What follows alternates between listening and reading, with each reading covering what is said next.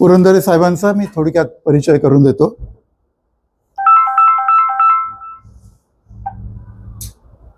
Engineer Pradeep Purandare हे देशातील प्रख्यात जलतज्ञ म्हणून ख्यातीप्राप्त आहेत. पेशाने ते अभियंता आहेत. औरंगाबाद येथील वॉल्मी वॉटर रिसोर्सेसशी संबंधित असलेल्या संस्थेमध्ये ते सहयोगी प्राध्यापक म्हणून कार्यरत होते.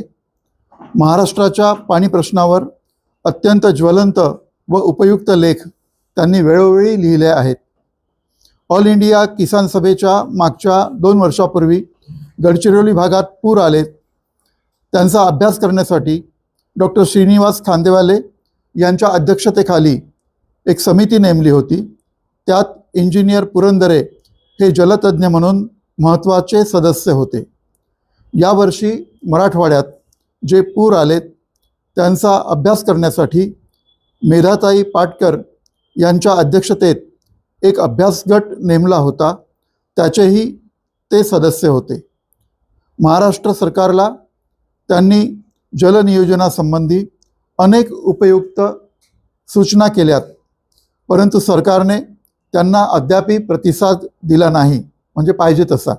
म्हणून अधिवेशन काळात त्यांची प्रेस कॉन्फरन्स येथे नागपूरला आयोजित केली गेली व आता आपल्या कार्यक्रमाचे निमंत्रण इंजिनियर श्री अळवणी यांना मिळाले. त्यांनी डॉक्टर खांदेवालेंना इंजिनियर पुरंदरे यांचा दिलेला प्रतिसाद तो असा आहे की आजचा आणि त्यांचा परिचय म्हणून मी थोडक्यात वाचून दाखवतो. एकच वाक्य आहे ते असं की श्री पुरंदरे हे अभ्यासू व कठोर परिश्रम घेणारे परखड बोलणारे अभियंता आहेत.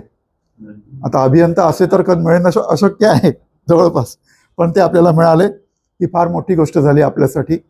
मी आपल्या सगळ्यांचा अधिक वेळ घेत नाही. त्यांना या निमित्ताने भाष्य करण्यासाठी मी आमंत्रित करतो, विनंती करतो. आदरणीय खांदेवाले साहेब, कॉम्रेड पाटणे, माझे ज्येष्ठ स्नेही पत्रकार जयदीप हर्डीकर आणि इतर सर्व मित्रांनो,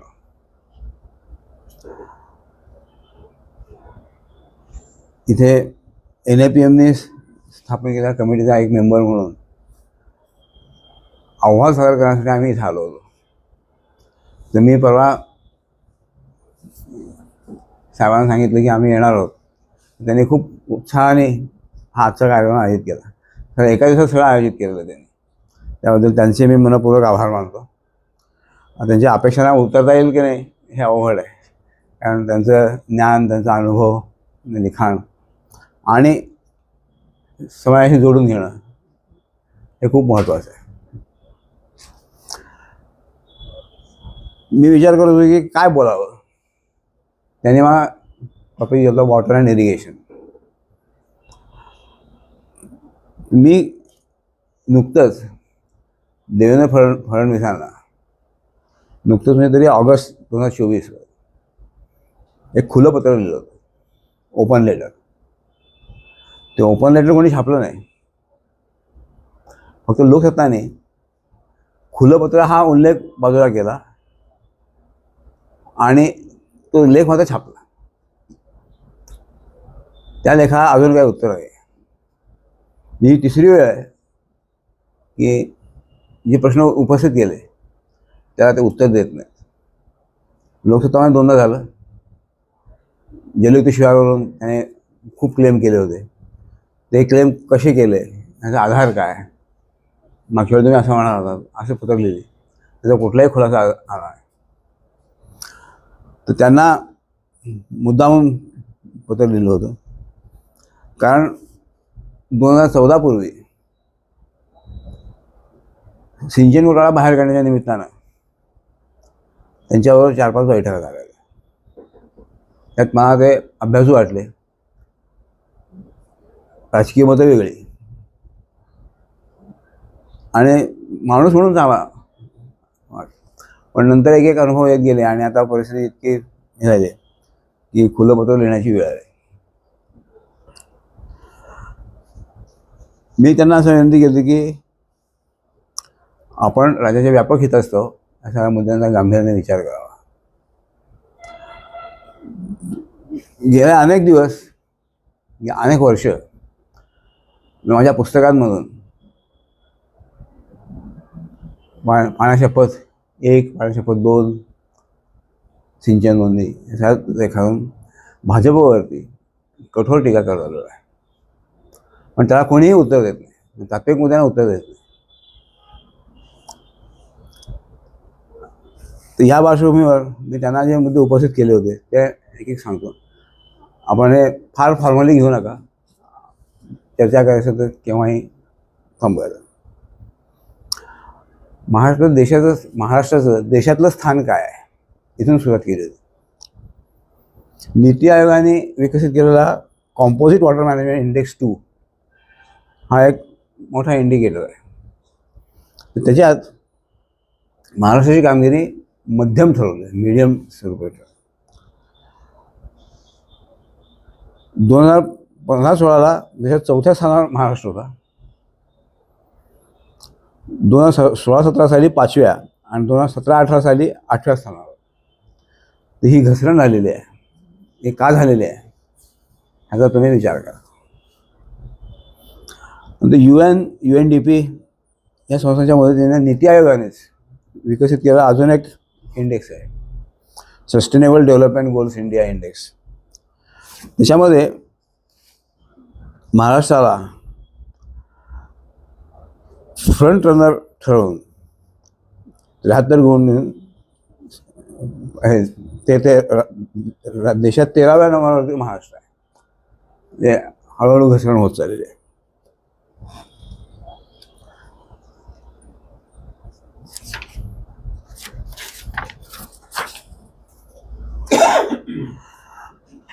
आपल्या सगळ्यांना ऐकून माहीत आहे की देशातल्या एकूण 5,745 मोठ्या प्रकल्पांपैकी म्हणजे 42% मोठे प्रकल्प हे महाराष्ट्रात आहेत. आणि साहजिकच बांधकामाधीन प्रकल्प, ऑनगोईंग प्रकल्पाची संख्या देखील महाराष्ट्रात जास्त आहे. 67% ऑनगोईंग आहे. ह्याचा रिलेव्हन्स कुठं करता की हे 67% जे ऑनगोईंग प्रकल्प आहेत हे पूर्ण न करता लो हँगिंग फ्रुट्स आहेत. ते न करता हॉटेलच्या घोषणा जाहीर केल्या जातात. आवाजासवा किंमत असलेल्या विदर्भाला पाणी मिळू नये अशातला भाग आहे. परंतु वैनगंगा ही जी योजना आहे 88,000 कोटी रुपये खर्च करून ते आम्ही करू असं ते म्हणतात. 88,000 कोटी. त्याचा अजून DPR नाही. खरंच किती किंमत होईल माहिती नाही. आणि सगळं पाणी उलटं लिफ्टने आणणार. पूर्वी जेव्हा सिंचन घोटाळ्याचं काम चालायचं तेव्हा फडणवीसांचे हे नेहमी आरोप असायचे की हे लोक सुधारित प्रशासकीय मान्यता जाहीर करतात, किमती वाढवून घेतात आणि भरपूर पैसे खातात. आता काळ असा आलेला आहे की ते दादांच्या मांडीला मांडी लावून बसतात आणि दादांपेक्षा आम्ही जास्त सुप्रमा दिल्या असा दावा करतात. आता महाराष्ट्राची तुलना देशातील इतर लोकांशी करायची झाली इतर इरिगेशनच्या बाबतीत तर ती करताच येत नाही. कारण महाराष्ट्राने अधिकृत भिजलेलं क्षेत्र किती हे महाराष्ट्र सांगतच नाही. तुम्ही आपले ह्याचे इकॉनॉमिक सर्व्हे ऑफ महाराष्ट्र ते रिपोर्ट दरवर्षी बजेटच्या अगोदर सबमिट होतात. त्यातली आकडेवारी जर बघितली वर्षानुवर्ष ते सांगतात की पाठवणाऱ्या खात्याची माहिती उपलब्ध आहे. सिंचन घोटाळ्याची सुरुवात तिथून झाली होती. इतक्या मोठा पैसा खर्च होतो आहे. आजच पूर्ण मागण्या करून ते केवढे मोठे त्याचं समर्थन कुठं दिसत. थोडं मागं जाऊयात. बर्वे आयोगाने 1960 साली असा अंदाज केला होता की 1961 ते 1980 या 20 वर्षात सिंचन संपत्तीचा विकास 1430 कोटी रुपये खर्च करून होईल. 20 वर्षामध्ये 1430 कोटी रुपये भांडवली खर्च करून सगळं पोटेन्शियल मिळेल. आणि त्यांच्या म्हणण्यानुसार अंतिम सिंचन क्षमता 45% जाऊ शकते. 45. आपल्या सर्वांच्या लक्षात असतो तो 27%चा आकडा. 27%चा एक एस्टिमेट त्यांना 27%चा आहे, पण काही ॲझम्पशन्समुळे ते 45%वर जाऊ शकतं. म्हणजे 2 अंदाज त्यांनी व्यक्त केले होते. आता जो विकास 1980 साली पूर्ण व्हायचा होता, 1430 कोटी रुपये खर्च करून, तो आता मार्च 2018च्या अखेरची मला फिगर मिळाली 1,22,793 कोटी गुंतवणूक आपण केलेली आहे इरिगेशनमध्ये.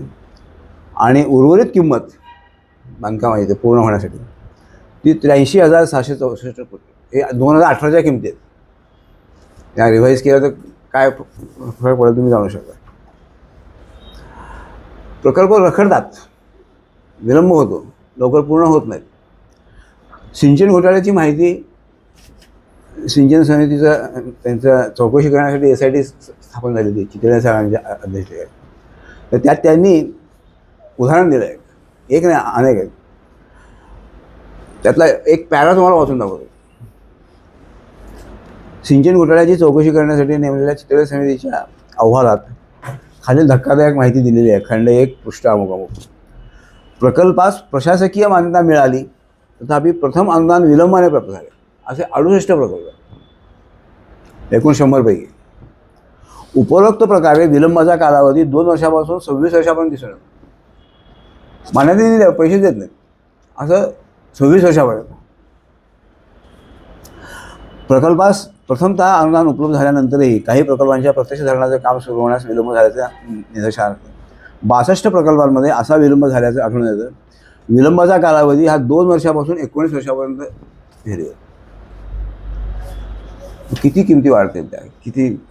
आणि हे इतके रखडलेले प्रकल्प आता पूर्ण करायचे म्हटलं तरी त्यांची अवस्था आता अजून खराब झाली आहे.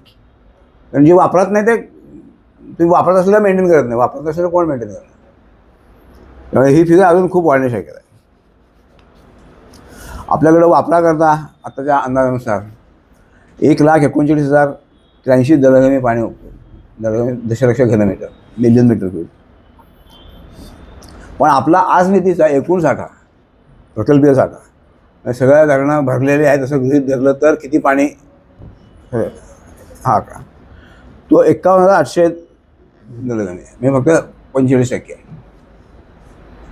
हे असं म्हणण्याचं कारण असं की कोकणातलं जो पाणी आहे ते पाणी आपण वापरू शकत नाही. कोकणातल्या पाण्याचा काय करायचं हा मोठा प्रश्न आहे. त्याच्यात कोकणातून पाणी मराठवाड्यात आणणं, नाशिकला आणणं, सिन्नरला आणणं अशा योजना आहेत. कोकणाचा कॅलिफोर्निया करण्याचे स्वप्नही खूप बघितली गेली, पण कोकणात काय होताना दिसत नाही. एक भन्नाट कल्पना परवा आमच्या एका मित्राने मांडली, इंडियन एक्सप्रेसमध्ये मांडली. तो TISSमध्ये प्राध्यापक आहे. कितपत प्रॅक्टिकल तुम्ही सांगा. त्याने असं सांगितलं की कोकणात पाणी भरपूर उपलब्ध आहे, तर त्यांना बॉटल्ड वॉटरचा व्यवसाय करू दे. तो विकेंद्रित असेल. अट फक्त एवढीच घालायची की बॉटल जी आहे ती प्लॅस्टिकची नसावी. पर्यावरणाच्या दृष्टीने विचार करतो. माहीत नाही की तो प्रॅक्टिकल आहे. पूर्वी अशीच एक कल्पना अलास्कातल्या एका कंपनीने केली होती. त्यांची कल्पना अजून म्हणणार होती. ते म्हणले की आम्ही अलास्कावर हिमखंड आणू भारताच्या किनाऱ्यावर आणि त्या पट्ट्यामध्ये वॉटर हब तयार करू आणि तिथून बॉटल वॉटरचा सप्लाय संपूर्ण भारतात होईल. तेव्हा पाण्याबद्दल काय काय होईल काय सांगता येईल शक्य नाही. आता 22 जून 2022 अखेर राज्यात अंशतः आणि पूर्णतः सिंचन क्षमता निर्माण झालेले 86 मोठे प्रकल्प, 298 मध्यम आणि लघु यात लिफ्ट इरिगेशन इन्क्लुडेड आहे, असे 3,697 प्रकल्प आहेत बांधून पूर्ण झालेले. आता हे बांधून पूर्ण झालेले हे काय आहे. सिंचन आयोग जेव्हा स्थापन झाला होता 1999 साली त्यांचा अहवाल दिला, त्यावेळेला त्यांचं ऑफिस वाल्मीत होतं. आणि त्या वाल्मीच्या प्राध्यापकांना काही नोट्स द्यायला सांगायचे. तर अपूर्ण प्रकल्पांची पूर्तता याची नोट मी लिहिली होती आणि ती चितळेंनी ॲक्सेप्ट केली. आम्ही पद्धत सांगितली कसं करता येते, ते आता कोणी अंमलात आणलं नाही.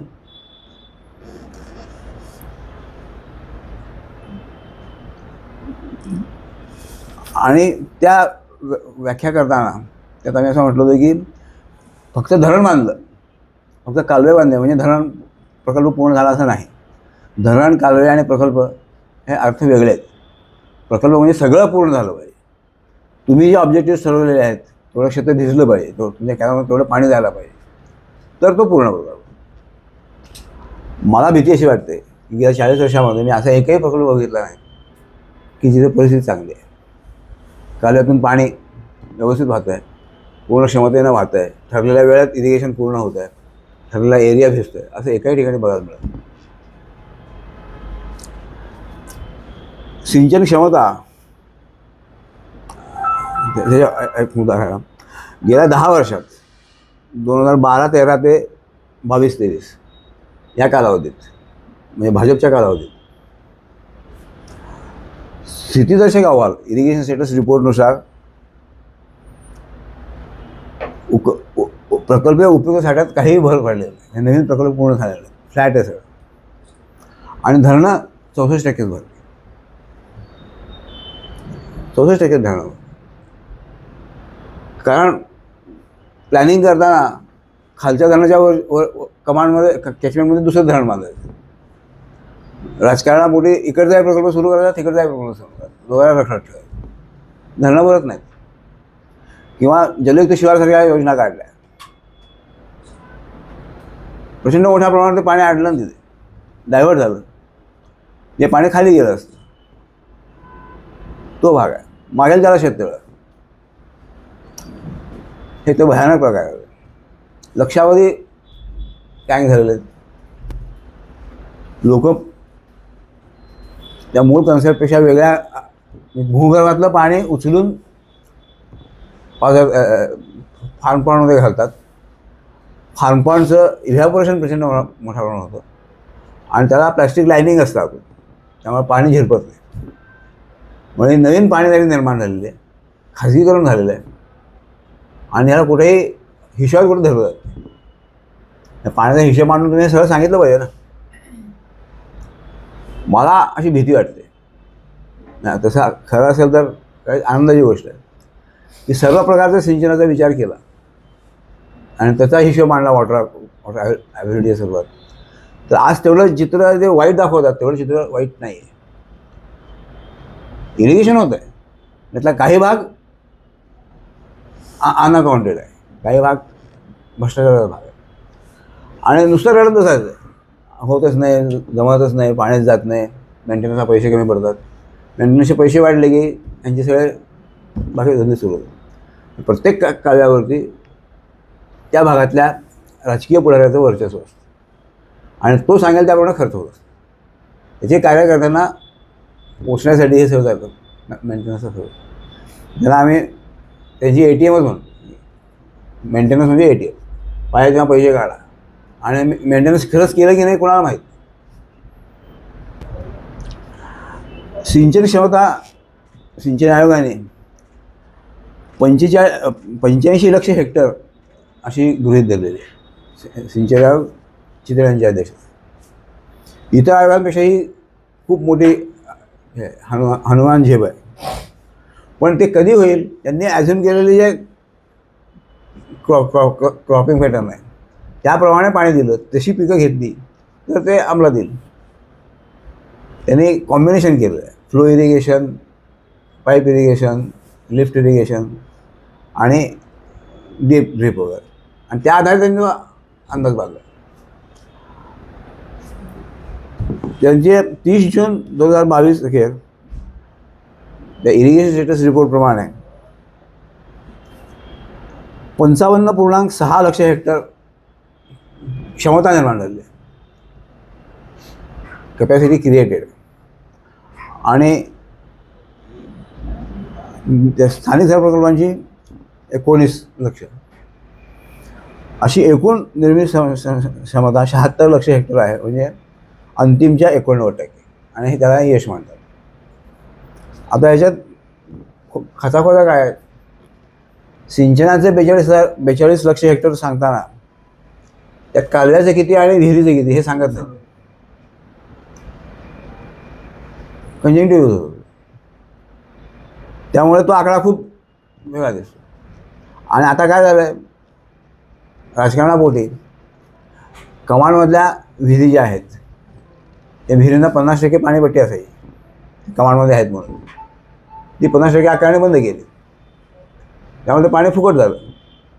त्यामुळे आता लोक असं क्लेम करतात की आम्ही कॅनलचं पाणी घेतच नाही, आम्ही आमचं विहिरीतलं पाणी वापरतो, पाणीपट्टीच देत नाहीत. आणि पाणीपट्टी दिली नाही म्हणून हा महाराष्ट्रात गुन्हा नाही आहे आज, कारण तो मतदार आहे. वर सरकारच त्याला लाडकी बहीण अमुक पैसे देते. तेव्हा पाणीपट्टी वसुलीचं प्रमाण महाराष्ट्रातलं रिकव्हरी फक्त 9.4% आहे, 9.4. आपल्या इथे बरेच इकॉनॉमिस्ट अशी भूमिका घेतात की तुम्ही प्राईस वाढवा म्हणजे लोक जपून पाणी वापरतात. हे आपल्या इथे नाही होऊ शकेल, कारण त्यांनी पूर्णच केलं आहे की तुम्ही काही करा, आम्ही पाणीपट्टी देणार नाही, पाणी चोरणार, देतच नाही पाणी. आणि कुठलाही आमदार खासदार अधिकारी त्यांना फोर्स करू शकत. कायदे तरतूद आहे, जमीन जप्त करता येते, पण कायदा अंमलात नाही. जी जमीन जप्त हा हेतू नाही, शिस्त काहीतरी असली पाहिजे ना.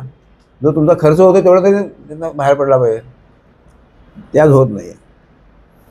आणि जनरल बोलताना लोक असं म्हणतात की नॉन इरिगेशनची जी पाणीपट्टी आहे ती तिचं स्वरूप चांगलं आहे, तुलनेने चांगलं आहे.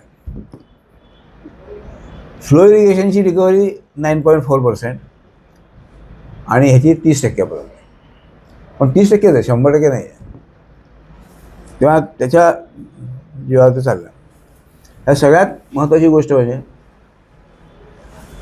आपण महाराष्ट्र पाटबंधारे अधिनियम 1976चा कायदा जो केला त्याचा हेतूच हा होता की पाणीपट्टी आकारणी कशी करायची हे सांगायचं. MWRRने, Maharashtra water resources regulatory authority, भारतातली पहिली वॉटर अथॉरिटी, त्यांनी तो कायदा चक्क बाजूला ठेवला आणि नवीन प्रकारे तो कायदा आज अंमलात येत नाही. असं कसं होऊ शकतं? राज्याचा कायदा जे सांगतो तो कायद्याला बाजूला ठेवून तुम्ही आकारणी करता. 75 सालच्या कायद्यामध्ये महत्त्वाचं काय आहे, तेव्हा अजून समाजवादी वातावरण होतं. त्यामुळे त्याच्या तरतुदी या बऱ्याचशा शेतकऱ्यांच्या फेवरेट होत्या. पाणी मिळालं नाही तर त्यांना पाणीपट्टी माफी मिळेल हे करत आहे, किंवा पाणी कबूल केलं आणि दिलं नाही आणि त्याच्यात पीक जळालं, नुकसान भरपाईचे पिकं, या 2 तरतुदी आजतागायत वापरल्या गेल्या, आजतागायत वापरल्या गेल्या.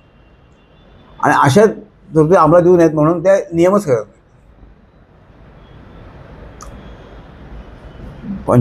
76 सालचा कायदा आज 48 वर्ष झाली, आज देखील तिचे नियम नाही. नियमाविना कायदा काय अर्थ नसतो, तो अंमलातच येत नाही.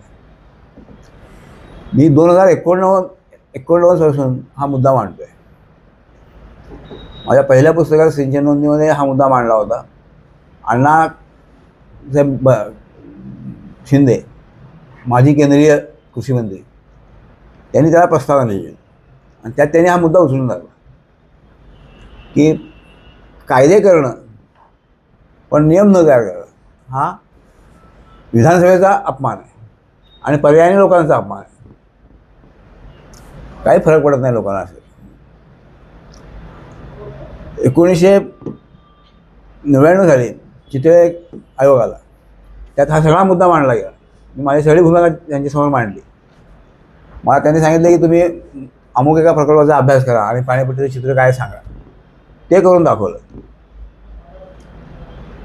त्याच्यानंतरही नियम झाले नाही. 2002 साली भिंगारी समिती नेमली गेली आणि मी त्यात मेंबर होतो. आम्ही तो कायदा बघितला, अभ्यास केला चांगला, अनुभवी लोक होते कमिटीमध्ये. आम्ही म्हटलं की ह्या कायद्यातले अमुक अमुक कलमं बदलायला हवीत काळानुसार, आणि ती आम्ही तुम्हाला सुधारणा करून देतो, तुम्ही सुधारित कायदा मान्यता द्या आणि त्याचे आपण नियम करू. प्रपोजल मान्य झालं आणि परत ते कोर्ट सोल्युशनमध्ये गेलं, काहीच झालं नाही. 2010 साली मी उपोषणाला बसलो.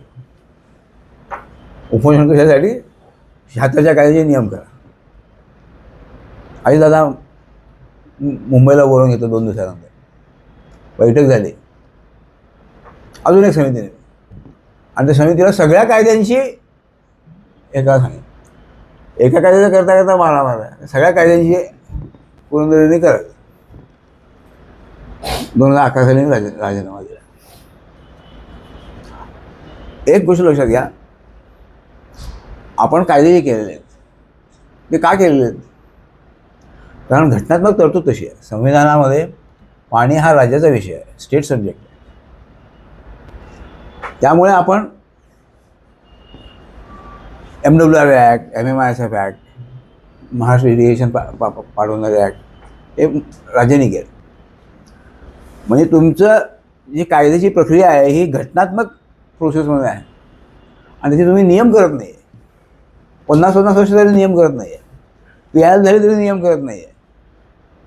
ह्याचा अर्थ असा होऊ शकतो, असा निघू शकतो की तुम्ही घटनेला विरोध करता, घटनेच्या अंमलबजावणीला विरोध करता. दुसरं काय म्हणायचं, शासन जर वर्षानुवर्षे काढतच नसेल. आतासुद्धा आम्ही PIL दाखल केली 2014 साली. 2015ला औरंगाबादच्या हायकोर्टने ऑर्डर काढली. सरकारला सांगितलं की तुम्हाला एवढ्या टाईम लिमिटमध्ये हे नियम करा, कमिटी नेमा, नियम करा आणि आम्हाला रिपोर्ट करा. 2015पासून आजताग आहेत, काही झालं नाही. कमिटी नेमली, नियम तयार केले, ते पडलेत मंत्रालयात. आणि विचारायला गेलं की म्हणतात की कृषी खात्याकडे पाठवलेत त्यांची मतं मागवण्यासाठी, कधी म्हणायचं रेव्हेन्यूकडे पाठवलेत, अशी टोलवाटोली तयार केली. मुख्य उद्देश हाच वाटतो की नियम आले की बंधनं येतात. अधिकाऱ्यांची जे बाकीच्या वृत्ती आहेत त्याला संधी मिळत नाही. जर नियमच नसतील तर हे महाराजासारखे घरात बसलेले आहेत, लोक दारात उभे आहेत, साहेब पाणी सोडा म्हणत. ही जी सरंजामशाही आहे ती आपल्या लोकांमध्ये भरपूर आहे. मग तो माणूस अमेरिकेत कसं शिकलेला आहे. स्थानिक स्तर प्रकल्प जे आहेत, लोकल इरिगेशन मायनर सेक्टर, हे चक्क वाया गेलेले आहेत. 20 लाख हेक्टर जमीन, त्याच्यावर सगळे 1.5 लाख स्ट्रक्चर्स सगळे वाया गेलेले आहेत. कारण त्याच्या व्यवस्थापनासाठी, मेंटेनन्ससाठी काहीच व्यवस्था नाही. म्हणजे खातं नाही, पैसे नाहीत, कसं होणार, कोण करणार? आणि ते 20 लाख हेक्टर असे पडलेले असताना विनाकारण खर्च झालेले. फडणवीसांनी जलयुक्त योजना सुरू. तर आम्ही त्यांना त्यावेळेपासून सांगतो की हे जे प्रकल्प आहेत मायनर इरिगेशनचे, त्यांना आम्ही नाव दिलं होतं की बिल्ड अँड फॉरगेट, बांधा आणि विसरा. तसं करू नका. ते पहिले ऑपरेशनमध्ये आणा, त्याचं मॅनेजमेंट करा. नाही, त्यांनी अजून जलयुक्त शिवायचं काम सुरू केलं. असा अनावश्यक खर्च फार होतो.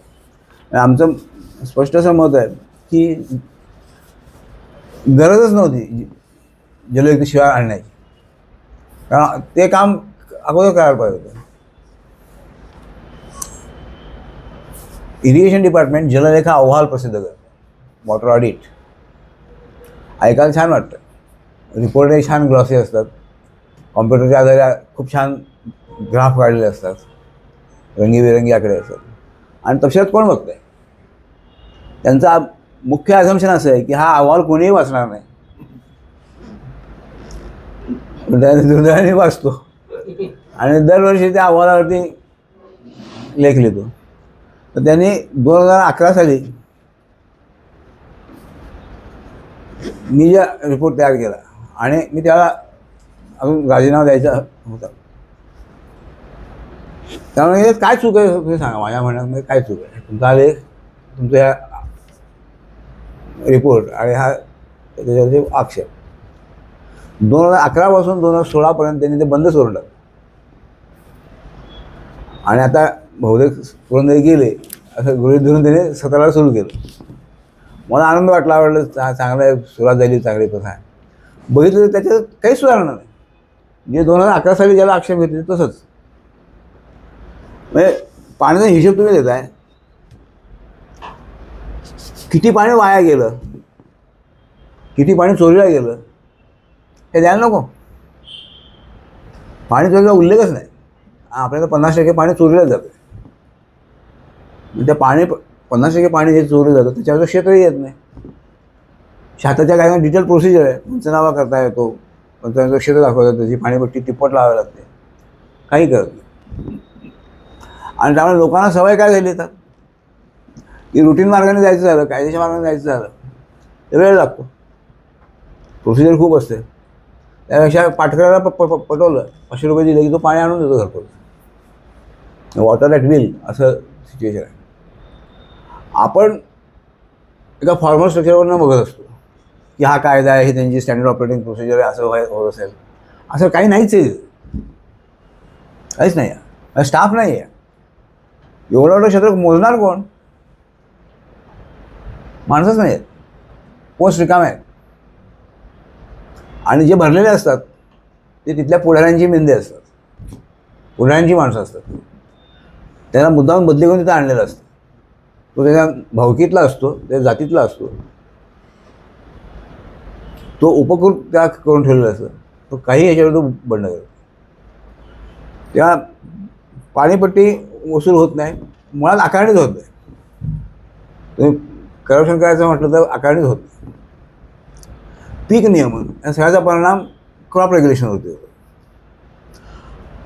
ह्या इरिगेशन स्टेटस रिपोर्टमध्ये दरवर्षी गेली 20 वर्ष ते एक टेबल छापत आहे अपडेट करून की राज्यातील आणि सिंचन प्रकल्पातील प्रमुख पिकांचं क्षेत्र. आता मी जे उदाहरण घेतलं इथे हे 2022-23चं उदाहरण आहे.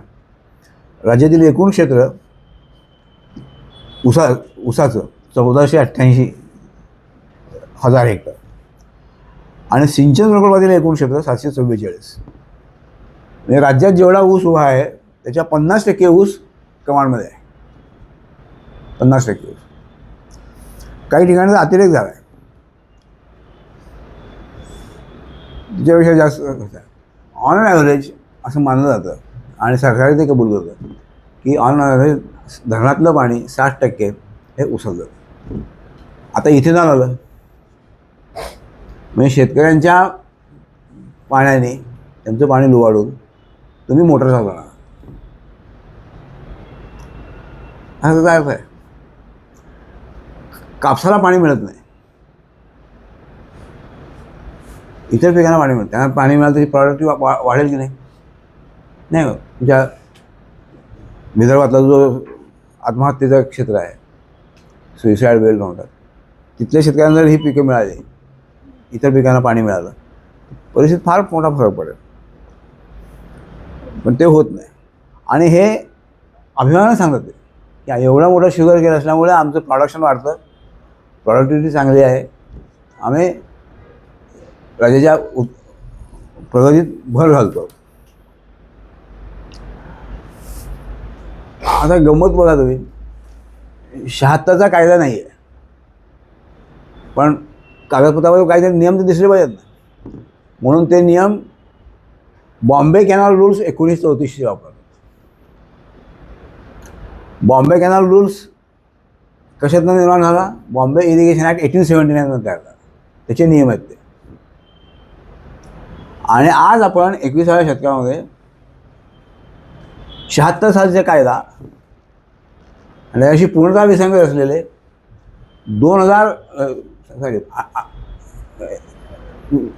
89 ते जुन्या कायद्याचे नियम वापरतो. हा काय प्रकार आहे? एकमेकांना त्यांनी घायला पाहिजे ना ते. जे कायद्यात आहे ते नियमात असलं पाहिजे, तसं नाहीच आहेत. आणि त्यातही परत मखलाशी 1934 सालचे नियम वापरताना इंग्रजांनी एक नियम केला होता की कुठल्याही शेतकऱ्याला एका पिरियडमध्ये सलग 2दा ऊसाचं पीक मिळणार. नेमकं तेवढं कलम उघडलं. ते कलम जर अंमलात आलं असतं तर ऊसाचं प्रमाण एवढं वाढलं नसतं.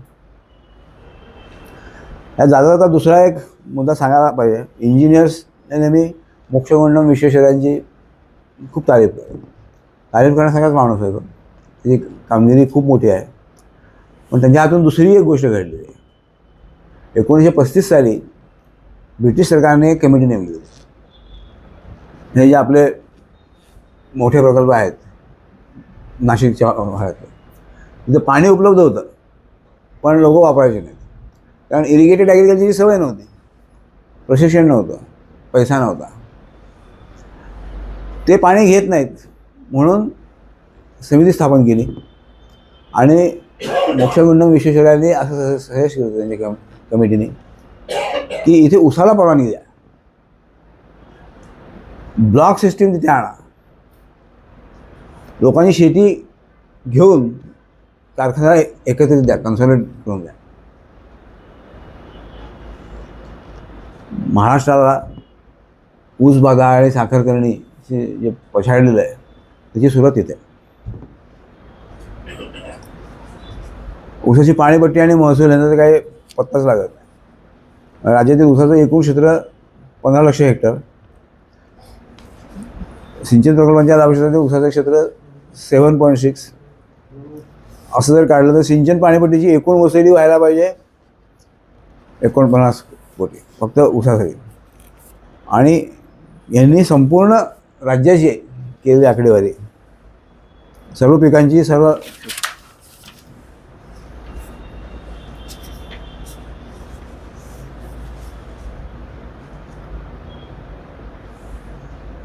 सिंचन आणि बिगर सिंचनाचे प्रमाण 9.4 आणि 34%.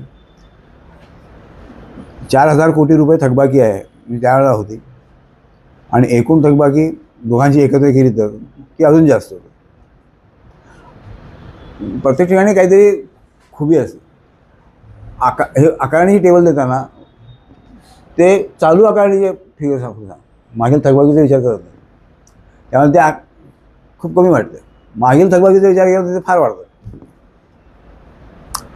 त्यामुळे MWRने काय केलं, सगळ्यात सोपं काम हुडकून काढलं, पाणीपट्टी ठरवायला आणि तेवढं खेळत बसत. रेग्युलेशनमध्ये लक्ष घालत नाही. तुम्ही कितीही पाणीपट्टी ठरवा, काही ठरवा, लोक पाणीपट्टी भरणारच नाही आहेत, भरत नाही आहेत. मग त्याच्या किती वेळा त्यापेक्षा सिस्टीम रेग्युलेट करा, सिस्टीम चांगली करा, लॉसेस कमी करा. पण ते जमत नाही. पाणी वापर संस्थांकडे आपण सोल्युशन म्हणून बघतो. TISSला शासनाने अभ्यास करायला सांगितलं होतं. TISSने अभ्यास केला. अतिशय वाईट परिस्थिती आहे पाणी वापर संस्था. आपले जयदीपना प्रत्यक्ष स्वतः अनुभव घेतला, त्यांनी अनेक संस्था स्थापन केल्या. आता ह्या माझ्या समजुतीनुसार 2 गोष्टी होतात.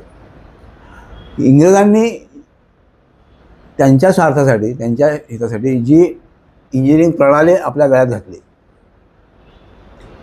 ओपन चॅनल्स आणि फ्लड इरिगेशन, त्यात आपण काहीच बदल केला नाही. सिस्टीम म्हणून वैयक्तिक शेतकरी ड्रिप करतो हा भाग वेगळा, सिस्टीमहून काही बदल केला नाही. आणि त्यानुसार पश्चिम महाराष्ट्रामध्ये खूप मोठ्या प्रमाणात डेव्हलपमेंट झाली. म्हणजे जेव्हा 1936 साली अहमदनगरला पहिला साखर कारखाना निघाला, त्याच्यानंतर 1956 साली जायकवाडीला सर्वे सबडिव्हिजनची नेमणूक आहे. सर्वे सबडिव्हिजनची इतका फरक आहे. 100 वर्ष पुढे होता पश्चिम महाराष्ट्र. आपली जी विषमता आहे, प्रादेशिक विषमता, ते एक अंग आहे. मोठ्या प्रमाणावरती फरक होतो. आता याला एक तर तंत्र सुधारा, टेक्निक सुधारा, नवीन टेक्निकचा उपयोग करा. आणि तो आवश्यक आहे त्यांच्यासाठी. जायकवाडीचा कालवा 200 किलोमीटर लांब आहे. 200 किलोमीटरवरती कुठे किती पाणी आहे, किती वॉटर लेवल आहे हे कसं कळणार? नाही कळत. अंदापोटे काम चालत नसतं. मग आता आम्ही असं सांगतो की टेलिमेट्री करा, स्कॅडा सिस्टीम आणा, रिअल टाईममध्ये सगळं करा, त्याप्रमाणे ऑपरेशन करा. आत्ता कृष्णा खोऱ्यामध्ये आणण्याचा प्रयत्न करतो आपण, कारण ते होत नाही. कारण त्यात परत भेदभाव असतात. म्हणजे हे सगळं काम सिव्हिल इंजिनिअरच्या अशा खालीच व्हायला पाहिजे असा जनसमाजाचा आग्रह असतो. आणि हे काम इंटरडिसिप्लिनरी आहे. कॉम्प्युटर लागणार आहे, आर्किटेक्ट डिझायनर लागणार आहे. ह्याला सिव्हिल इंजिनियर सोडून बाकी कोणी नको. त्यामुळे पैसा खर्च होतो, इक्विपमेंट्स येतात, उपयोग चांगला होत नाही. आणि दुसरं कायद्यामध्ये सुधारणा करणं, कायद्याचे नियम न करणं ह्याच्यावर बोललो आपण. तेव्हा ही सर्व परिस्थिती मी त्यांना सांगितली या पत्रामध्ये. शेवटी सिंचन क्षेत्र सुधारणा, इरिगेशन सेक्टर रिफॉर्म्स याचा आढावा घेतला. थिरॉटिकली बघितलं तर महाराष्ट्राने इकॉनॉमिक रिफॉर्म्स खूप चांगले केलेले ऑन पेपर, वर्ल्ड बँकेच्या मदतीने. वर्ल्ड बँकेचे सगळे पैसे मिळाले आणि यांनी ते सगळं सोडून दिलं. अक्षरशः भ्रूणहत्या झाली, कुठल्याही सुधारणा झाल्या नाही. विसंगती अशी की MWR ॲक्ट म्हणजे जेव्हा ते बिल होतं ते बिल फायनल करण्यासाठी समिती नेमली, संयुक्त समिती नेमली होती. त्याचे अध्यक्ष अजित पवार होते. अजित पवारांनी मान्य केलेला तो कायदा. आणि अजित पवारच जेव्हा त्यांच्यावर पाळी आली, गमतीशीर उदाहरण आहे, माझ्या PR ते आहे म्हणून सांगतो मुद्दाम. MWR बैठक झाली. बैठकीला अजितदादा स्वतः हजर आणि MWRचा चीफ तो जणू काय न्यायाधीश असे विचार मानत आहेत. तर त्यांनी दादांच्या अध्यक्षतेखालच्या बैठकीला हजर राहा आणि त्याच्यावर तक्रार केली. काय साहेब, ते कायद्यामध्ये तुम्ही असं घालून ठेवलं आहे, तेव्हा आम्हाला इंटिग्रेटेड सेक्टर प्लॅन तयार केल्याशिवाय प्रकल्पांना मान्यता देत आहेत. दादा म्हणजे फेकून द्यावं, काय करून टाका म्हणतो. 191 प्रकल्प दादांच्या एका वाक्यावरती मंजूर झाला. ही बातमी जेव्हा आली, CAGला हे कळलं, पेपरमध्ये आलं, मी PI दाखल केली. त्याच्यामध्ये MWRने ऑफिशियल ॲफिडेविट केलेलं आहे आणि त्या ॲफिडेविटमध्ये स्पष्ट उल्लेख आहे की बैठक अमुक तारखेला झाली, हे लोक हजर होते, अजितदादा असं म्हणत. पण त्या PI त्या भागाला कोणीही हात लावत नाही, न्यायाधीश हात लावत नाहीत, तो विषय काढू देत नाहीत. सरकार तर काढणारच नाही. 195 प्रकल्पांना स्थगिती दिली शासनाने, कोर्टाने. कुठेही बातम्या आल्या नाही. माझ्या दृष्टीने आता प्रॉब्लेम म्हणून नाही, पण हे एक मोठं हिस्टॉरिकल इव्हेंट आहे. 165 प्रकल्पांना स्थगिती मिळते, समथिंग अनयुज्युअल. कोणीही दखल घेतली नाही. इतकंच नाही, हायकोर्टाने या 191 प्रकरणामध्ये असं का झालं याची चौकशी करण्याची समिती नेमली, मानसी समिती. त्या मानसी समितीला मी विनंती केली की मी याचिका करता मला तुमच्या पुढे भूमिका मांडू द्या. त्यांनी परवानगी नाकारली. हे झालं 2015 साली. आज त्या काळात मानसी समितीचा उल्लेखच नाही. अहवाल केला आहे, सबमिट केला आहे, कोर्टाला हजर केला, काही नाही. लॉजिकली काय व्हायला पाहिजे की ज्याने हा मुद्दा काढला याचिका करता, त्याला त्याची कॉपी मिळाली पाहिजे, ॲटलीस्ट कोर्टाला तरी मिळाली पाहिजे. काही झालेलं नाही. तेव्हा असं सगळं चाललेलं असतं. हे सगळं वातावरण सिंचन घोटाळा व्हायला कारण होतं. सिंचन घोटाळा अजितदादांपासून सुरुवात झालेला नाही आहे. सिंचन घोटाळा सनातन आहे. अजितदादांनी ते जास्त भुसभुशीत केलं, करणं सोपं करून टाकलं. त्या गोष्टी सांगण्यापासून किस्से खूप आहेत. ते त्यांच्या चितळे आयोगांचा जो अहवाल आहे त्या अहवालामध्ये अतिशय स्फोटक माहिती आहे. पण त्यांनी केलं आहे काय, चितळेचे इंट्रोडक्टरी चॅप्टर जे आहेत त्याच्यामध्ये अतिशय सौम्य भाषेत लिहिलं आहे. खूप मोठा अहवाल. आणि अखेरचे जे चॅप्टर आहेत त्यात परत सगळं मखलाशी आहे. जी काय दारू आहे तो मधल्या चॅप्टरमध्ये आणि ते कोणी तपशील वाचत नाही. आणि आता काय झालं, चितळेंनी ज्या प्रकल्पाला दोषास्पद मानलं ते प्रकल्प आता बाहेर काढायला येते. आणि फील्ड ऑफिसरचं म्हणणं असं आहे की चितळेंनी घेतलेले ऑब्जेक्शन्स व्यवहार्य नाहीत म्हणून यांना दोषमुक्त करा आणि जे रेग्युलर सुरू करा. असं झालं आहे. प्रत्येक ठिकाणी असं होतं. म्हणजे ज्या माणसाबद्दल तुम्ही अतिशय आदराने बोलता प्रत्यक्षात काय त्याची किंमत काय केली बरं. असं थोडक्यात चित्र आहे. चित्र वाईट आहे. लोकांना हे बोलणं निगेटिव्ह वाटतं. खरं सांगणं हे निगेटिव्ह असेल तर काय काय बोलणं. वस्तुस्थिती भयानक आहे. फायदा झाला का? झाला. कुणाला झाला हे महत्त्वाचं आहे. पाण्यामुळे विषमता वाढली, म्हणजे स्तर वाढलं. आज माझ्या दृष्टीने कमांडमध्ये संघर्ष निर्माण होण्याची संघर्ष आहेच, तो कन्सॉलिडेट करण्याची गरज आहे. डाव्या पक्षांनी त्याच्यामध्ये लक्ष घातलं पाहिजे. कारण आपण अजून पाणी असं मागितलंच नाही आहे. पाणी त्याचं जनरल म्हणणं वेगळं. आणि आम्ही ह्या कमांडमध्ये ह्या नोटिफाईड नदीच्या खालचे शेतकरी आहोत. आम्हाला पाणी मिळालं पाहिजे हक्क म्हणून, पाणी वापर हक्क म्हणून तुमच्या कायद्यात आहे, ते द्या. तशी मागणी अजून कोणी केलेली नाही. आणि आपण गप्पा मारतो की संविधानामध्ये 21व्या कलमा अनुच्छेदात असं म्हटलेलं आहे की राईट टू लाईफ आणि right to water is included in right to life. केवढं मोठं तरतूद आहे. तरतूद आहे पण ते अंमलात कशी येणार. हे नदीचं नोटिफिकेशन काढत नाहीत, कमांडचं नोटिफिकेशन काढत नाहीत. मला एखाद्या गोष्ट मिळवायची झाली, मला काय ते हातात रेफरन्स पाहिजे ना. काहीच रेफरन्स नाही. म्हणजे हे काय झालं की एखाद्या माणसाने घरं बांधली आणि लोकांना म्हणले तुम्ही जाऊन राहा. लोक काय झालं आणि उद्या येऊन तो काय म्हणणार की तुमच्याकडे घराचे पेपर कुठे आहेत, काय वॉटर कनेक्शनचे कुठे, इलेक्ट्रिसिटी काही नाही, बाहेर पडालो. तशी अवस्था आपल्या शेतकऱ्यांनी झालेली आहे. आज तुम्ही बघा अनेक प्रकल्प सिंचन संपलेलं आहे. अनेक प्रकल्प केवळ इंडस्ट्रीसाठी वापरले जातात, पिण्याच्या पाण्यासाठी वापरले जातात. सूर्या प्रोजेक्ट तिथे मी अनेक वेळा गेलो, तिथे आमचा मित्र हे काम करतो. सगळं पाणी मुंबईचं आणि शेतकरी हातवर आहे. आणि या मागणीला कोणीच पाठिंबा देत नाही. मध्यमवर्ग हा सत्ताधाऱ्यांच्या जास्त जवळ गेलेला आहे. 8व्या वेतनाऐवजी स्वप्न त्याला लागलेले आहेत.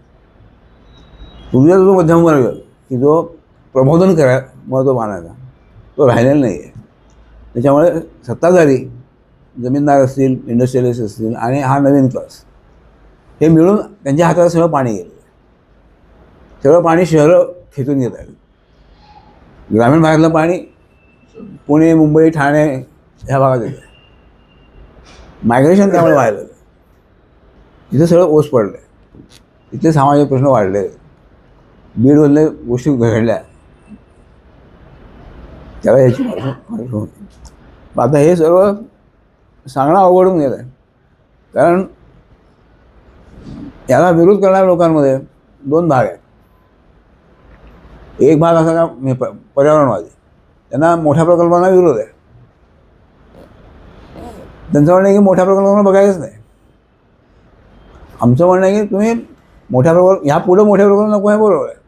पण जे झालेले आहेत प्रकल्प मोठे त्याच्याकडे लक्ष द्या ना. त्याच्याकडे नाही लक्ष दिलं तर ते अजून वाईट होईल. पण तो मुद्दा काही त्यांना पटत नाही. आणि आज लिटरली असं झालं की पाणी चोरणारे पाणी चोरत आहेत, त्यांना विचारणारं कोणी नाही, कायदाच नाही, नियम नाही, चंगळ आहे. यात राजकारण असतंच. मला काही गमतीशीर वाटतं की ज्या भाजपने काँग्रेसला हटवण्यासाठी हे सगळं केलं आणि नंतर जे राजकारण केलं त्यात आता झालं काय, आज पाणी कोणा ताब्यात आहे, खदाळ पाटलाच्या ताब्यात आहे. पैशाच्या चाव्या कोणाकडे आहेत, अजितदादांकडे. तुम्ही राजकारण तरी काय सांभाळलं. असं बरंच बोलता येईल. याच्याकडं सगळ्या इंटरडिसिप्लिनरी दृष्टिकोनातून बघितलं पाहिजे. इंजिनियर म्हणून काही माझ्याकडनं तसं एक्सेस झालं असेल, पण त्याला जर सगळ्यांनी एकत्र बसून प्रॉब्लेम सॉल्व्ह करायचं ठरवलं, प्रकल्पनिहाय आपण काही कार्यक्रम घेतला, आपल्या विद्यापीठात याच्यावरती PhD व्हायला लागली, आपल्या सोशो इकॉनॉमिक्सनी प्रत्यक्षात धरणं बघितली, तर फार मोठ्या गोष्टी होऊ शकतात. पॉसिबिलिटी खूप आहे. आज दुर्दैवाने असं होतं आहे की आपण एक वाक्य लक्षात ठेवलं आहे की there is no solution, there is no technical solution for socio economic. हे काही अंशी खरं आहे, पण मुळात सिस्टीमच नसेल तुमच्याकडे इंजिनिअरिंगची, ती चांगली नसेल, पाणीच वाहत नसेल, तर त्याचा पुढच्या अर्थ काय. तेव्हा आपण सगळ्यांनी पुनर्विचार केला पाहिजे, याच्याकडे वेगळ्या दृष्टिकोनातून बघितलं पाहिजे. आज परत ageing of dam, decommissioning of dam हे प्रकार मोठ्या प्रमाणात व्हायला लागले आहेत. ज्या प्रकल्पांवरती पिण्याच्या पाण्याची गरज अवलंबून आहे, तो प्रकल्प डिकमिशन करू शकाल तुम्ही? ज्या प्रमाणात शेती अवलंबून आहे, तो डिकमिशन करता येईल? अमेरिकेतले उदाहरण सांगतो. अमेरिकेतले उदाहरण ही नाही आहेत, ती छोटे प्रकल्प आहेत. तेव्हा पाणी हा विषय धोक्यात आलेला आहे. केंद्र सरकार कदाचित पाण्याचं स्टेट सब्जेक्ट पाणी आहे ते काढून युनियन लिस्टमध्ये घालण्याची शक्यता आहे. त्या दृष्टीने जलशक्ती मंत्रालय स्थापन झालेलं आहे. जलशक्ती मंत्रालयात सगळी पाणी रिलेटेड ऑफिसेस एकत्र आणलेली आहेत आणि ते वेगळी भूमिका घेतात. अशी परिस्थिती आहे. बराच वेळ घेतला मी, बाग कितपत पटला असेल माहीत नाही. The topic is open for discussion. कोणाला काही प्रश्न विचारू दे. हो, हां, कोणाला काही प्रश्न विचारायचे असतील तर जरूर विचारा. सर, हे जे सिंचन जे धोरण आहे महाराष्ट्र शासनाचं, याच्यामध्ये समजा प्रमुखता तुम्हाला 2-3 मुद्दे, समजा काय सुधारणा व्हायला पाहिजे असं वाटत असेल, प्रमुखता 2 किंवा 3 मुद्दे, तर काय राहतील? आमचं म्हणणं आहे की जलनीती चांगलीच आहे, ती विचारपूर्वक झालेली आहे, तर सगळ्या आदर्श गोष्टी आहेत. म्हणजे हे काय करतात, सध्याची जी टर्मिनॉलॉजी आहे, जे जार्गन वापरलं जातो, ते सगळं उचलतात. पर्यावरणामध्ये म्हणतात तसं सगळं त्यात असतं. म्हणजे river basin wise, interdisciplinary wise सगळ्या आदर्श गोष्टी देत असतात. करायचं काहीच नाही. का जलनीती कायदे करण्याच्या समितीत मीच होतो ना, MMISF कायदा मीच त्याचा एक मेंबर होतो. कायदा अतिशय चांगला आहे, पण अंमलबजावणीच होत नाही. ह्याच्यावरती लेखही दिलेत की इम्प्लिमेंटेशन करायचंच नाही, नुसते कायदे करायचे. त्याने इमेज सुधारतं, आंतरराष्ट्रीय पातळीवरती एक वेगळं इमेज तयार होतं, ते तपशिलात जात नाहीत, डोनेशन मिळतं. एकीकडे आपलं राज्य कर्जबाजारी होत चाललेलं आहे, भयंकर कर्ज आपल्या राज्यावर आहे, तर अशा वेळेस मग नवीन प्रकल्प सरकारने घ्यायला पाहिजे की नाही? आहे त्या प्रकल्पांचं व्यवस्था लावायला पाहिजे. नवीन प्रकल्प घेऊ नका असं म्हणणं नाही आमचं. जे प्रकल्प तुम्ही बांधलेले आहेत, अर्धवट पडलेले आहेत, आशा लावून ठेवले लोकांना, ते पूर्ण करणं अगोदर. तुम्ही ते प्रकल्प पूर्ण करणार नाही, आहे ते प्रकल्पांचं मेंटेनन्स करणार नाही आणि नवीन मोठ्या योजना आणणार. आणि सर्वात मोठा धोका काय आता, यावर्षी या पावसाने ते घ्यायचा की सगळीकडेच पाऊस पडत असेल तर, म्हणजे जिथून पाणी आणायचं तिथेही पाऊस पडतो आहे, जिथे पाणी द्यायचं तिथेही पाऊस पडतो आहे. काय हाहाकार होईल नदीजवळ प्रकल्प गेला. तुम्ही जलयुक्त शिवार योजनेबद्दल बोलले, सरकार मोठ्या मोठ्या ॲडव्हर्टाइजमेंट त्याच्याबद्दल देत आहे की त्याच्यामध्ये खूप सक्सेस मिळाली आहे, प्रत्येक शेतकऱ्याला पाणी मिळतं आहे, असं सरकारच्या प्रत्येक ठिकाणी प्रत्येक नेता, सरकारचा प्रत्येक नेता त्याची प्रशंसा करतो आहे. त्याच्याबद्दल तुमचं काय म्हणणं? खोटे प्रश्न आहे. मुख्यमंत्र्यांची योजना, याला फ्लॅगशिप म्हणतात, त्यामुळे त्यांना खरं कोणी सांगतच नाही. तुमची सिस्टीम खरी असेल, तुम्ही आकड्याचं उत्तर द्या. मी त्यांना विचारतोय, लेखी पत्र दिले, की एवढं 30 दशलक्ष हेक्टर तुम्ही सिंचनाखाली आणलं, हे क्षेत्र कुठं आहे? हे क्षेत्र एक वाढीव आहे का ओव्हरलॅपचं आहे? नाही बोलत आहे. किती पाणी देता? जलशिवार योजना ही सक्सेस झाली असे बोलल्या जाते. पूर्णतः असफल योजना आहे. आणि आजच्या पुराचं प्रमाण वाढण्याचं, पाणी वाटेल तसं फिरण्याचं, सैलागाला होण्याचं एक कारण जलयुक्त शिवार आहे. आणि त्याने कुठेही नद्या उकरल्यात, कुठेही हे केलं मोठ्या प्रमाणावर. सरकारची झोप उघडलीच नाही, असाच बॅकलॉग राहिला तर त्याचे परिणाम काय गंभीर होतील म्हणजे 5-10 वर्षात? लोकांचा विश्वास आताच उडाला आहे सिस्टीमवर. लोक स्वतःची व्यवस्था करायला बघतात. जो पुढारी त्यांना लिफ्ट इरिगेशन आणून देईल किंवा फार्मपॉन्ड आणून देईल त्याची सेवा ते करतात. आणि माझ्या तर सोय लागली की मी बाकीचा काही विचार करत नाही. 20-25 वर्षामध्ये हा धोका आणखी निर्माण होण्याची शक्यता नाही का सर? की जसं आता बिस्लरीचं पाणी विकत घ्यावं लागते, आता सध्या 1 लिटर जरी मिळते, मग नंतर 50 ग्रॅम 100 ग्रॅमच घ्यावं लागेल. तेवढ्यावरच ताण भागवावं लागेल. 20-25 वर्षानंतर असं होईल नाही, नियोजन जर व्यवस्थित झालं नाही तर. तेच तर होईल, पण पाणी तर शिल्लक राहिलं पाहिजे. तेच पाणी शिल्लक नाही तर मग. परवा खताळ पाटलांचं जलसंपदा मंत्र्यांचं विधान होतं की आत्ताच महाराष्ट्रातल्या एकूण पाण्यापैकी 58% पाणी इंडस्ट्रीसाठी रिझर्व झालं. 58% पाणी जर तुम्ही फक्त इंडस्ट्री नाही, इंडस्ट्री प्लस पिण्याचं पाणी, मग राहिलं किती पाणी? आणि त्या राहिलेल्या पाण्यामध्ये 75% ऊस आहे. तो कसली आली इक्विटी आणि काय? बाकीच्या स्टेट्सचं कंपॅरिझन केलं तर which state is a better governed state in terms of water? दुर्दैवाने या प्रश्न उत्तर महाराष्ट्र हेच आहे. वासरात लंगडी काय शाळ. तामिळनाडू पण त्यातल्यातच आपण जे इमेज तयार केलेलं आहे ते इतकं मोठं इमेज आहे महाराष्ट्राचं. आणि योजना खूप स्वीकारलेल्या आहेत, नवीन कन्सेप्ट स्वीकारलेले आहेत. करायचं काही नाही आहे. आज महाराष्ट्रात एकही प्रकल्प चांगल्या कंडिशनमध्ये नाही आहे. आणि त्याच्यामुळे काय व्हायला आहे की पाणी मिळत नसल्यामुळे लोक कुठेही कालवे फोडतात, कुठूनही लिफ्ट करतात, गैरसोय निर्माण होते. आणि एकदा कालवा फोडला की ते पाणी विहिरीला जातं खाली. विहिरीवाल्यांना अचानक लॉटरी लागते, तो तिथे स्कीम तयार करतो. आणि ज्याला पाणी मिळालं अशा रीतीनं तो कशाला सोसायटीचा मेंबर होईल? आता समारोप करायचा. तुम्ही बोलता सर? हो बोलतो. मी इथे बसू? हा, हे तुमचे हा आहे ते चांगले मित्र हो. आज आपण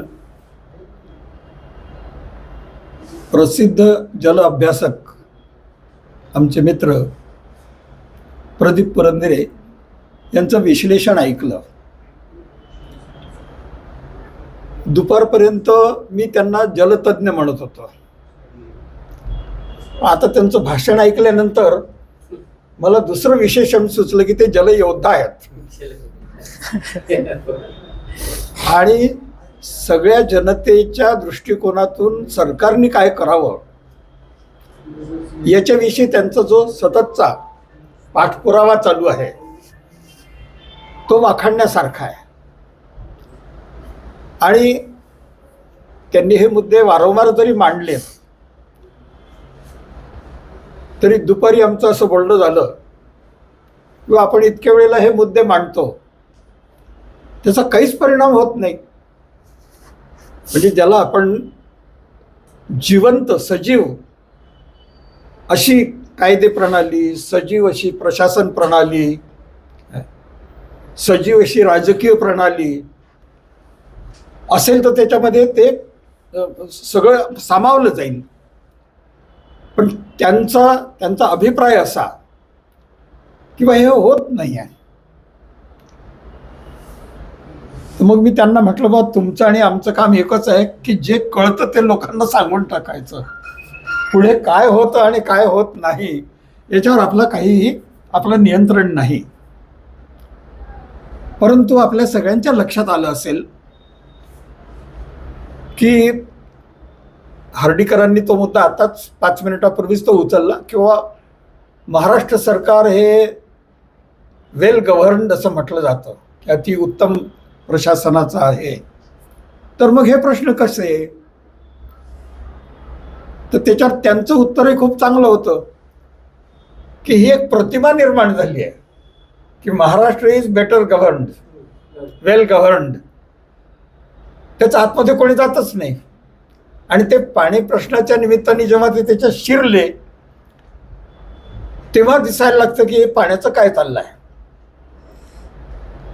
आणि त्याच्याविषयीचे काही उदाहरणं जर घेतली तर ती आपल्याला त्याचा तळ दाखवतात, खाली काय चालू आहे ते.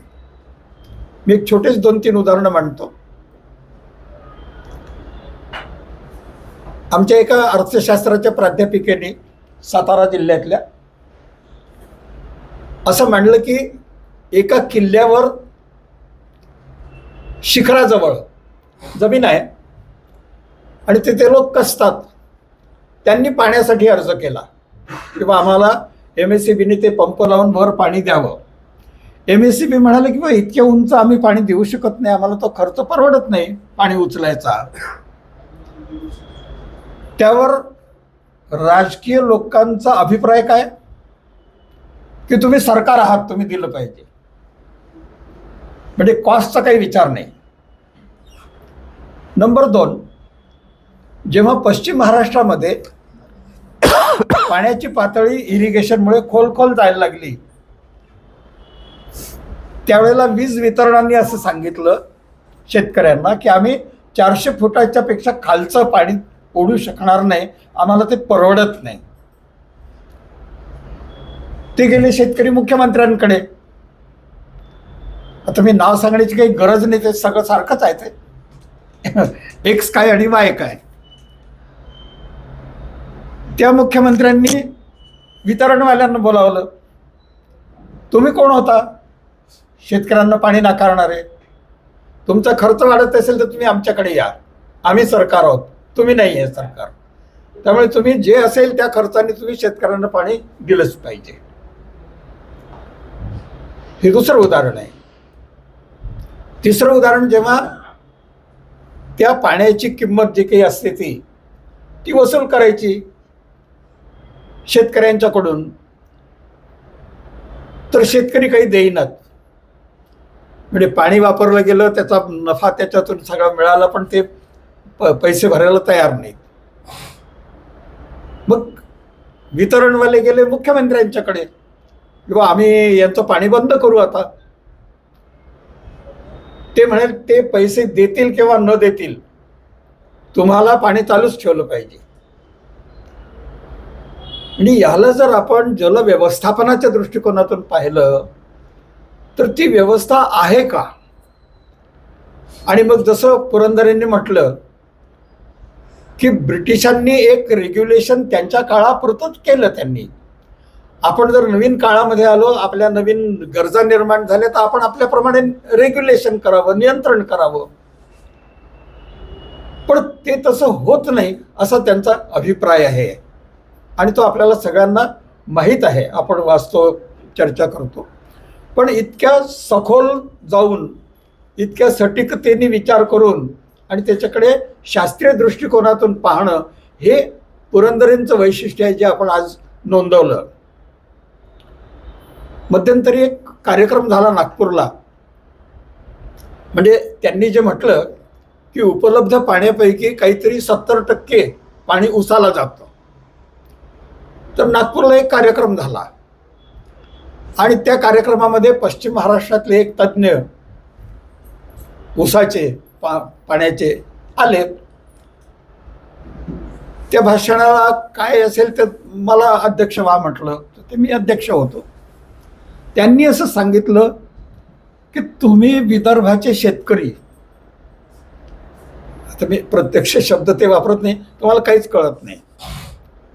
तुम्ही वैनगंगेचं पाणी नुसतंच त्या धानासाठी वापरता. तुम्ही तिथे ऊस लावा. आणि आम्ही तिथे 100 एकर जागा घेतली, तिथे आम्ही प्रशिक्षण करणार ऊस लावण्याचं. म्हणजे आता हे लक्षात आलं असेल आपल्या की जिथे 70% पाणी आधीच ऊसाला दिलं जातं तिथे प्रोपोगेशन सुरू आहे, आणखीन पाणी द्या ऊसाला आणि आणखीन जमीन ऊसाखाली आणा. मग ते केल्यानंतर ते म्हणायला लागले की कोरियामध्ये दुधी भोपळा हा एवढा मोठा असतो आणि चीनमध्ये लाल भोपळा हा एवढा मोठा असतो आणि तुम्ही काहीच करत नाही विदर्भाचे शेतकरी. मग मी अध्यक्ष भाषणात त्यांना म्हटलं की बाबा तुमचं जे टेक्नॉलॉजी आहे ते आम्हाला मान्य आहे की कुठे दुधी भोपळा केवढा मोठा आहे आणि कुठे लाल भोपळा केवढा मोठा आहे आम्ही पण पाहतो. पण शेतकऱ्याला कुठेही 10 रुपये जास्त मिळाले तर शेतकरी आपणहून बदल करतो, तो कोणासाठी थांबत नाही. आणि त्यामुळे तुम्ही जे म्हणता की धानाच्या ऐवजी ऊस लावा, तर म्हटलं हे त्यांच्या गणितात बसत नाही. एकमेव प्रदेश आहे विदर्भ आणि पूर्व विदर्भ की जिथे सुवासिक तांदूळ होतो देशातल्या पैकी, आणि त्याला देशभर मान्यता आहे. त्या ज्या व्हरायटीज आहेत त्याला देशभर मान्यता आहे. त्याचा रेव्हेन्यू त्यांना मिळतो, त्याचा प्रॉफिट त्यांना मिळतो. त्यांनी ते सोडून ऊसाकडे का वळावं हा एक प्रश्न झाला. आम्ही सगळे रुईकर इन्स्टिट्यूटमध्ये आणि मी स्वतः इकॉनॉमिक्स आहे, आम्ही पॉलिटिकल इकॉनॉमीचाच विचार करतो की काही राजकीय पक्ष आणि काही राजकीय नेते असे असतात की जिथे पाणी दिसलं तिथे घुसायचं, पाणी दिसलं की घुसायचं. त्यामुळे विदर्भात पाणी आहे का, चला आपण तिथे. आणि मग या विदर्भाच्या शेतकऱ्यांना तिकडच्या वेठीला जर बांधलं गेलं तर इथल्या शेतीचं काय होईल. नंतर बरेचसे संपादक त्या दिवशी होते, हाय प्रोफाईल कार्यक्रम होता.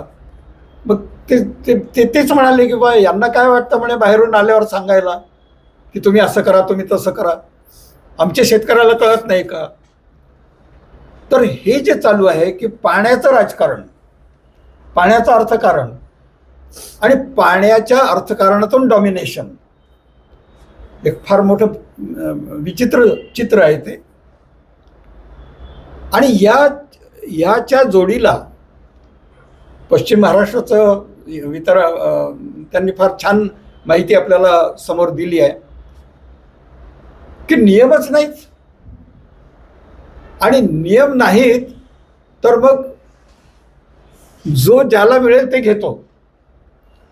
म्हणजे मला एका पुण्याच्या महिलेंनी सांगितलं, त्या सातारा जिल्ह्यातल्या आहेत, की म्हणजे तो एक नीरा नदीचा कॅनॉल आहे, त्यांनी शेती सिंचित होते.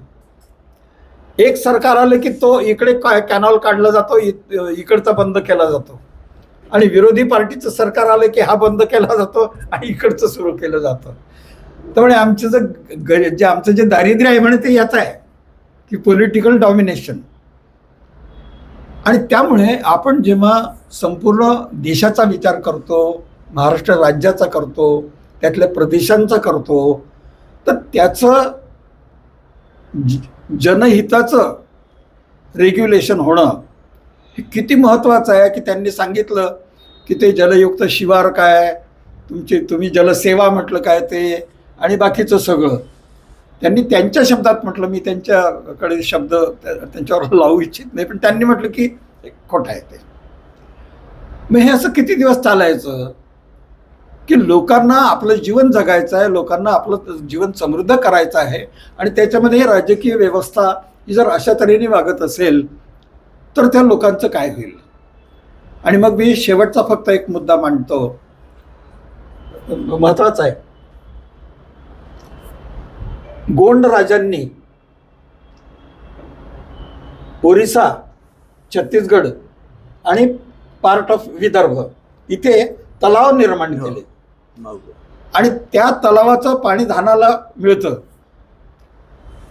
जेव्हा त्या तलावांच्या मेंटेनन्सचा प्रश्न आला की त्याचे गाळ काढला पाहिजे, ते केलं पाहिजे, त्यावेळेला महाराष्ट्र सरकारने सांगितलं की आपण बांधलेलीच नाही आहेत ते तलाव, त्यामुळे त्याचं मेंटेनन्स आपल्यावर कुठे येतं. अरे नव्याने तुम्ही राज्य तयार केलं, ते सगळं तुम्ही आपल्या मालकीत घेतलं आणि त्याचं मेंटेनन्सच्या वेळेला हात वर करून देता. परिणाम काय होतं की तिथे गाळ साचून राहतो, त्याची कपॅसिटी कमी होते. आणि आता एन्क्रोचमेंट असं सुरू आहे की त्याच्यावर सरकारी इमारती होत आहेत आणि प्रायव्हेट इमारती होत आहेत. त्यामुळे जिथे समाजाचा आणि शेतकऱ्यांच्या जगण्याचा प्रश्न येतो त्या पाणी प्रश्नामध्ये नियमन, विकास आणि लोककल्याण या तीनचा जो मेळ घालायला पाहिजे तो मेळ घातला जात नाही आहे असं आदरणीय पुरंदरेंनी आपल्याला सांगितलं. आणि त्यामुळे त्यांनी जे म्हटलं, आम्ही इकॉनॉमिक्सचे लोक आहोत, ते रिपोर्ट्स आम्ही पुन्हा वाचणार आणि त्याच्यावर आम्ही पुन्हा लिहिणार. आणि आमच्याबरोबर हार्डीकरही असतात, ते त्याच्यात फार सपाट्याने लिहितात आमच्यापेक्षा. आम्ही ते करणार. कारण असं आहे की इथल्या लोकांची, बहुतांश लोकांची समृद्धी त्या पाण्यावर अवलंबून आहे. आणि ते जर मिळत नसेल, उपलब्ध पाणी नीट उपयोगात येत नसेल, तर काहीतरी तर केलंच पाहिजे.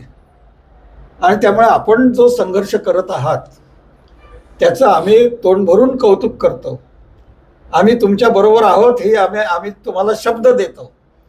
आणि तुम्ही हे असंच लिहित राहिलं पाहिजे आणि असंच बोललं पाहिजे अशी आम्ही तुम्हाला विनंती करतो. आता फक्त माझे कलिग आलेले आहेत, तर कदम या ना. हे डॉक्टर कदम आहेत, ते माझे सहलेखक आहेत. तर ते आणि मी मिळून हे लिहिलेलं आहे. हां, तर ते तुम्हाला हे पुस्तक देतील. आता बसूनच घ्या ना तुम्ही. हां, ठीक आहे. विद्यापीठात आहे ते. तर असं बोलून मी माझं निवेदन संपवतो.